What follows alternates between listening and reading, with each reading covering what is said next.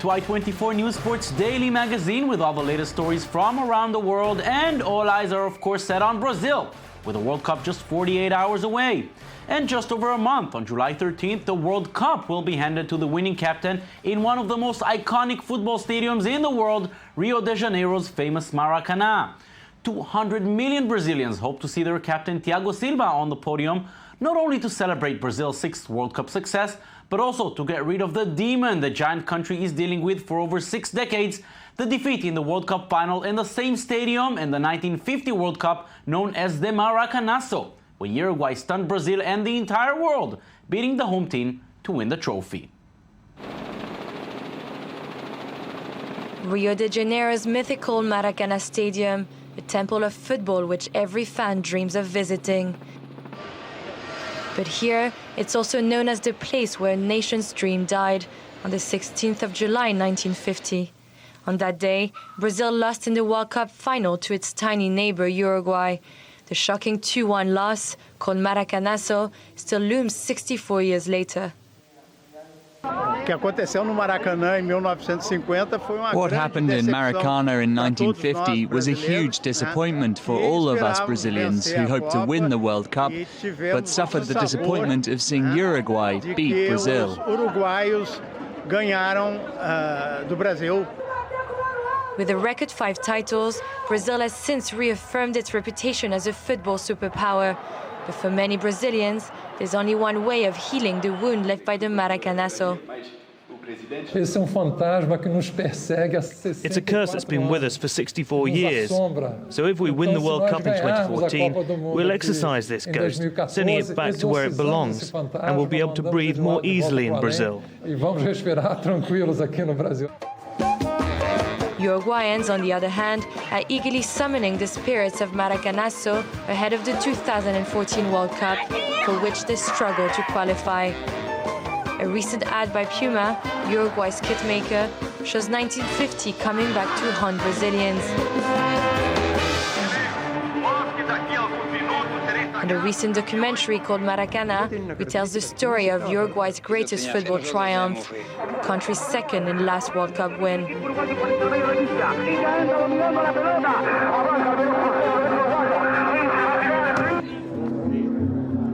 Among the spectators at the screening is Alcides Gigia, the only surviving player from the match. He scored the goal that secured his team's victory. Especially abroad, people have always asked me how such a small country can have so many titles. Uruguayans live for soccer. They love soccer. Since they're children, they begin to play soccer. And that's where all the players come from. That's why in a country like this one, it isn't hard at all for new players to appear.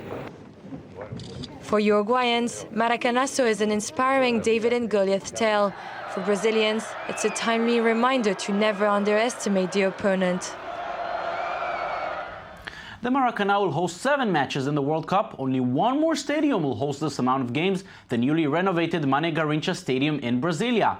It's not a regular stadium. The venue in the Brazilian capital is the most advanced ecological stadium in the world. It's friendly to the environment, no doubt about it. Is it also friendly to the Brazilian people? Not so sure. The 600 million euros spent on this project already caused great controversy within Brazilian society, but the dignitaries, on the other hand, are very proud to showcase this new stadium, one that could set an example for the whole world. Even the president of Brazil came to witness the inauguration of Brasilia's Mané Garrincha Stadium, reborn from its ashes and now at the forefront of ecology. It's the work of a team of architects and experts in environmental design who studied the city's climate and the stadium's surroundings in great detail. Their goal has been to create the first net zero energy stadium in the world. There are many different factors playing into the creation of a green stadium. One of the most important ones is for the stadium to have a central location, easy to get to for the supporters before and after the match. The Brasilia Stadium is different from the others in Brazil because it's at the city's centre. The goal is to facilitate access to the stadium by foot and bike in order to reduce the emission of greenhouse gases. An area built to accommodate 3,500 bikes has been built in order to encourage people to leave their cars behind. Brasilia wants to go even further by making everything recyclable. We want to create a unique way to deal with garbage, fully organic. Therefore, all the plates, the cups, the cutlery, the napkins will be biodegradable. The supporters will no longer have to sort their waste. They'll put everything in one bin and it will all be treated, composted and reused. A large roof that will reduce the absorption of the sun's rays is another of the stadium's special features. As a result, a lot less air conditioning will be needed. The architects have also ensured the stadium will be naturally ventilated, thanks to these columns which fit in perfectly with the rest of the city, conceived by the famous architect Oscar Niemeyer. But the solar panels will have to wait until the World Cup is over to be installed on the stadium's roof. The final goal is to have a self-sufficient stadium. The stadium will have various resources that will enable it to generate more energy than it consumes, such as solar panels. It will collect rainwater that will cover 80% of its needs. Once all the work is completed, the stadium hopes to be the world's first to achieve the LEED Platinum certificate, the ultimate accolade in sustainable development. The teams are already in Brazil, the big stars are ready to get into action, but a few of them will watch the greatest tournament in the world, just like us, on TV. For some it's due to injury, others were not chosen by their national coaches, and then there are those who simply did not qualify. Who are the big stars that we already know will not lift the cup on July 13th? Samuel Calvo and Daniel Roth with a list. The World Cup is a dream for all football players. It may be seen as the peak of a career for a player. It allows him to represent his country's colors and playing with fellow compatriots he's used to facing on the field. But not all players get to make this dream come true and will not participate in Rio this summer. Zlatan Ibrahimovic, the best scorer in League One and one of the most headline-grabbing players in the world, the pillar of PSG, will not be in Brazil. He failed to qualify his Swedish team after losing to Portugal and Cristiano Ronaldo last November. Ronaldinho, a well-known Brazilian character, was not selected by Luis Felipe Scolari. The skilled player is still supporting the Brazilian national team 100% and believes his team will win in the final against Spain. I think we should win. Brazilian football has always been like that. It was a very demanding public and it is accustomed to winning, and so we must regain public trust.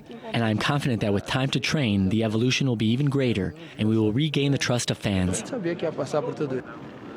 The return of 30-year-old Ricardo Quaresma was highly anticipated, yet the attacker wasn't selected to the Portuguese selection this time around. In Argentina, the failure to select Carlos Tevez evoked a lot of emotion from fans. After a remarkable season, the one we call the Apache remains at home this summer. His fans took to the streets to support their hero, an effort that unfortunately is not enough. This is a question that you could ask the coach of Argentina, Alejandro Sabella, who throughout this process of 3 years has aimed to shape a very united team that will generate good spirit and good emotion throughout the tournament. For the French team, goalkeeper Mandanda forfeited his spot because of a neck injury. He'll spend his July with a brace and physical therapy. He will be able to watch the World Cup with his doctors. I am sad for him and his teammates as well. It's things that can unfortunately happen, and now, today, it's impossible to hope to be available for the World Cup. Samir Nasri, champion of Manchester City with England, was not selected by Didier Deschamps. Despite this disappointment, the player remains positive, hoping one day to represent his country. There are things that have been said about me for quite some years, that I didn't act like an example, that's all. I don't need to make any excuses or hide behind anything else. But life goes on after the World Cup. Following a great career, some are coming to enjoy the atmosphere in Brazil without lacing up their cleats. Brazilian great Ronaldo seemed to enjoy his retirement. The World Cup raises again many of the social issues Brazil is dealing with. One of them is prostitution among minors. The giant South American country has done a lot in the past few years to fight against this, but there is great concern that the influx of foreign tourists and the possibility for easy money will once again bring the minors to the streets. Natal, one of Brazil's top tourist destinations in the northeast, has a buzzing nightlife. But its lively scenery also hides a more disturbing reality. These inspectors are combing the city's hotspots to make sure no minors are being sexually exploited. Nós estamos na praia de Ponta Negra. We are at the Ponta Negra beach on the seafront. It's one of the city's most touristy areas. It was known for being a meeting point for sexual tourism, not only of children and teenagers, but also adults. Although there aren't any official statistics on child prostitution, local NGOs say it's widespread in Brazil, especially in poor areas like the Northeast. And as the 2014 World Cup approaches, there are fears that more minors will be lured to the streets to profit off the millions of soccer fans traveling around the country. Local authorities also worry that Brazil's reputation as a sex tourism hub will attract tourists willing to turn a blind eye to underage sex work. It's a singular event that brings many people from outside, and we really worry about sexual tourism.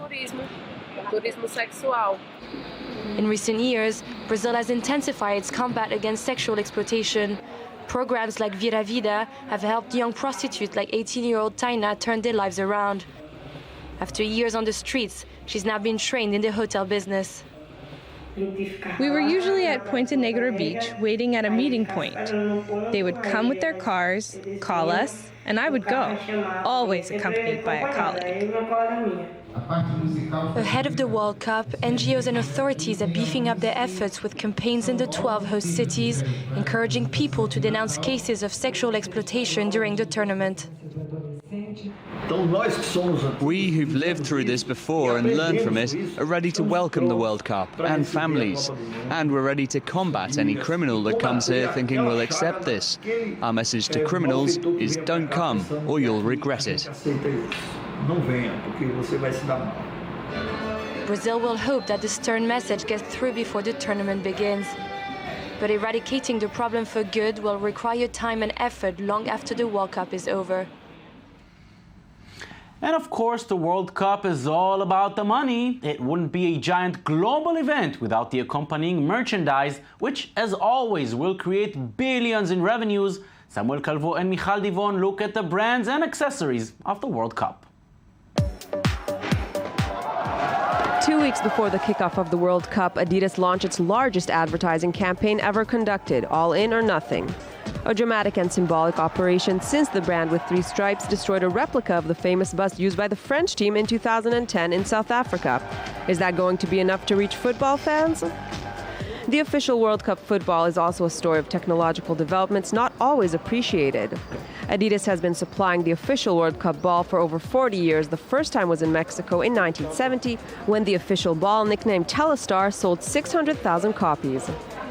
In 2014, Adidas Brazuca ball is produced in Sialkot, Pakistan, a first for this country as the Chinese regular manufacturer was not able to meet the quality standards.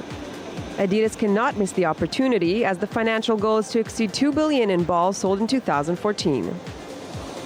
Adidas branded the Brazuca as the best ball in the history of football. In Twitter, the ball has 136,000 followers. A jersey in which the players feel good, it's essential. Millions of official jerseys will be sold around the world this year, and for this World Cup, 7 different brands were chosen, among them Adidas and Nike, of course, but also Puma, Lotto, and other less popular worldwide brands. This is the case of Uhlsport, the supplier of the Iran team, but they have a problem. The shoes are of poor quality and the jerseys are not suitable for wet conditions, which are common in Brazil. They give us socks size L. 2 days and a wash later, it is size S. Nike and Adidas plan on a €5 billion revenue from World Cup-related merchandise. Therefore, the quality of their products is essential. We have 9 great teams, including the reigning world and European champion, Spain, the champion of Asia, Japan, the champion of Africa, Nigeria, the CONCACAF champion, Mexico. So you see, it's not only the absolute quantity that counts, but the quality. Fuleco, the mascot of the World Cup Brazil, is a 3-banded armadillo, an endangered species known in South America as tatu-bola. It shows the values of respect for the environment and protection of endangered species. The mascot is a strong symbol of the presence of marketing in the organization of a World Cup. The T-shirt and other products with the image of the mascot could generate more than €1.5 billion to its designers by the end of the World Cup. And despite all the billions of euros that this business generates, we must not forget that the sport can seriously injure businesses. This week, 2 staff members of the German team were seriously injured when they enjoyed a driving session with a Mercedes sponsor. For them, there will be no World Cup. For most of us, the World Cup will begin only on Thursday. For a few others, it already began. These elephants in Thailand were painted in various national flags and demonstrated their football skills on Monday in a warm-up match against students.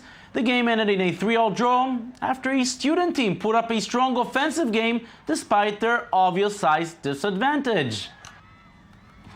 And that's it for us today. Don't forget, you can watch us anytime on our website at i24news.tv. We're also on Facebook and on Twitter. We will meet you here again tomorrow, same time, same place. Thank you for watching and have a beautiful day.